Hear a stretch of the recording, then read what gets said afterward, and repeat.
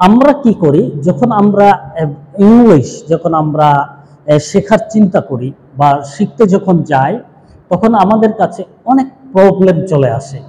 আমরা প্রথম যে প্রবলেমগুলো ফেস করি সেটা হলো বেসিক যে জ্ঞানগুলো রয়েছে ইংলিশের, সেই বেসিক জিনিসটা কিন্তু আমাদের কাছে থাকে না। বা প্রথমত যখন আমরা স্কুলে স্টাডি শুরু করে দিই তখন আমরা বেসিক শিখতে পারি না। কারণ হলো টিচাররা যখন স্কুলে আমাদেরকে পড়ায়, যে আইটেমগুলো থাকে পরীক্ষার জন্য সেই আইটেমগুলোকে শুধু পড়ায়, কিন্তু বেসিক জিনিসটা ইংলিশের যে বেসিক সেটা খুবই খুবই গুরুত্বপূর্ণ এবং অবশ্যই আমাদেরকে জানতে হবে এই ইংলিশ ল্যাঙ্গুয়েজকে অর্জন করার জন্য। তো বেসিক অনেকগুলো রয়েছে, তার মধ্যে কিছু জিনিস রয়েছে যেগুলো আমাদের জানার প্রয়োজন এবং আমাদের অবশ্যই জানতে হবে। যদি সেগুলো না জানি তাহলে কিন্তু আমাদের অনেক প্রবলেম ফেস করতে হয়। প্রথমত যদি আমরা দেখি যে বেসিক যে জিনিসগুলো আমাদের প্রয়োজন, সেগুলো যে বেসিক প্রয়োজন, যেমন আমাদেরকে প্রথমত জানতে হচ্ছে যে সব থেকে প্রথম যে জিনিসটা, যদিও এখানে লেটার আমাদের আসে, আমাদের স্টাডিতে লেটার আমাদের শিখতে হয়, তারপরে আমাদের শিখতে হচ্ছে ওয়ার্ডস।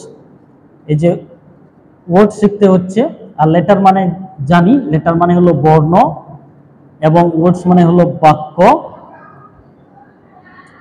তারপরে আমাদেরকে জানতে হবে আরেকটা, সেটা হলো সিলেবাল। অবশ্যই আমাদেরকে স্টাডি করতে হবে, কারণ সিলেবাল দিলে শব্দাংশ, এই সিলেবাল জানলে পরে আমরা কি করতে পারবো, একটা শব্দকে সুন্দর উচ্চারণ করতে পারবো এবং একটা শব্দকে আমরা সুন্দর লিখতে পারবো, বানান আমাদের সঠিক থাকবে।